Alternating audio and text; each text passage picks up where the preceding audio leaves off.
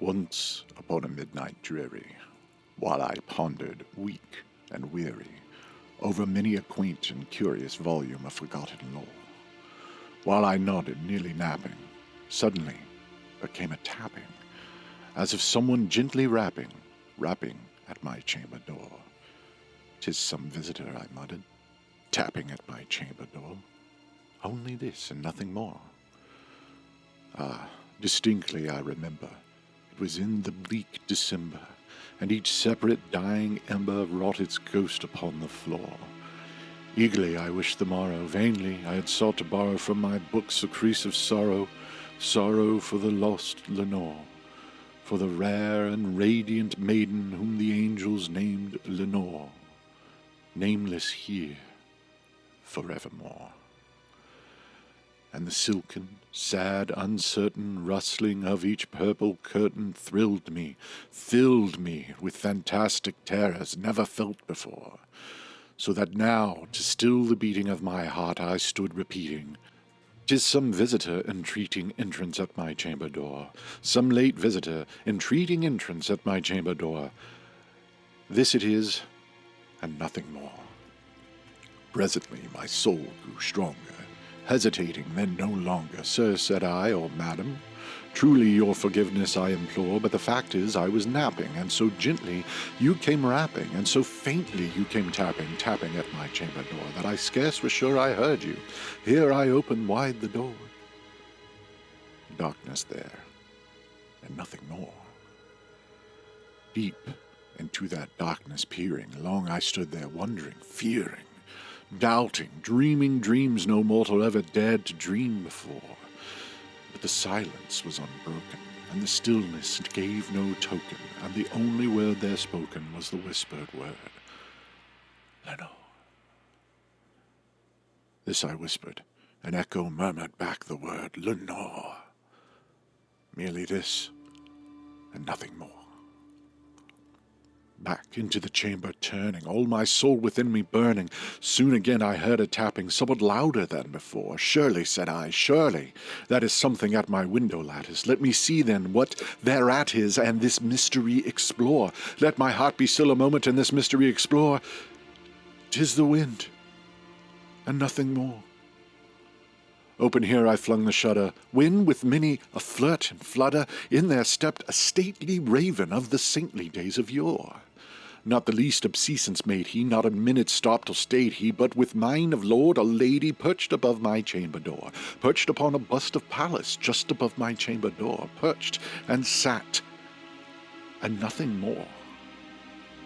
Then this ebony bird beguiling my sad fancy into smiling, by the grave and stern decorum of the countenance it wore. "Though thy crest be shorn and shaven, thou," I said, "art sure no craven, ghastly, grim, and ancient raven, wandering from the nightly shore. Tell me what thy lordly name is on the night's Plutonian shore." Quoth the raven, "Nevermore."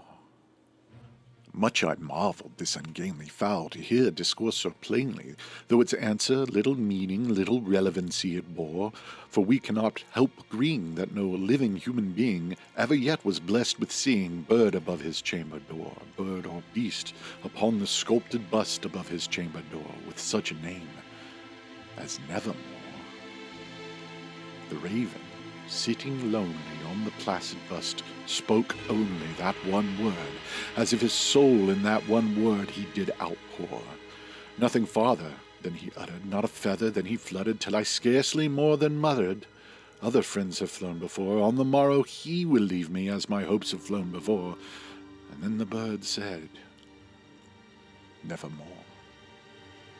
Startled, and the stillness broken, by reply so aptly spoken, "Doubtless," said I, "what it utters is only stock and store, caught from some unhappy master, whom unmerciful disaster followed fast and followed faster, till his songs one burden bore, till the dirges of his hope that melancholy burden bore of never, never more."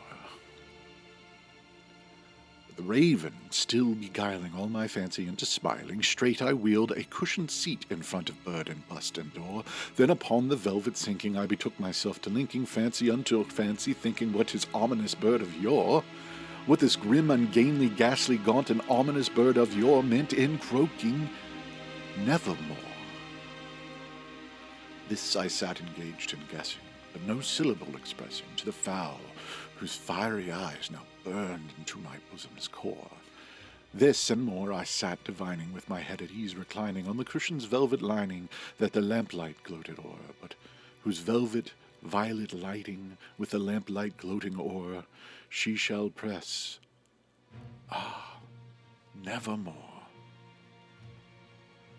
Then methought the air grew denser, perfumed from an unseen censer, swung by seraphim whose footfalls tinkled on the tufted floor. Wretch! I cried, thy God hath lent thee, by the angels he hath sent thee respite, respite and nepenthe from thy memories of Lenore. Quaff, oh, quaff this kind nepenthe and forget this lost Lenore. Quoth the raven, nevermore. Prophet, said I, thing of evil, prophet still if bird or devil, whether tempter sent or whether tempest tossed thee here ashore, desolate, yet all undaunted, on this desert land enchanted, on this home by horror haunted, tell me truly, I implore, is there balm in Gilead? Tell me, I implore. Quoth the raven, nevermore. Prophet, said I, thing of evil, prophet still if bird or devil, by that heaven that bends above us, by that God we both adore, tell this soul with sorrow laden, if the distant Aiden, it shall clasp a Satan maiden whom the angels named Lenore. Clasp a rare and radiant maiden whom the angels named Lenore. Quoth the raven, nevermore. Be that word our signing of parting, bird or fiend, I shriek upstarting, get thee back into the tempest and the night's Plutonian shore. Leave no black plume as a token of that lie thou soul hath spoken. Leave my loneliness unbroken, quit the bust above my door. Take thy beak from out my heart and take thy form from off my door. Quoth the raven, nevermore. And the raven, never flitting, still is sitting on the pallid bust of Pallas just above my chamber door, and his eyes have all the seeming of a demon's that is dreaming, and the lamplight o'er him streaming throws his shadow on the floor, and my soul from out that shadow that lies floating on the floor shall be lifted nevermore.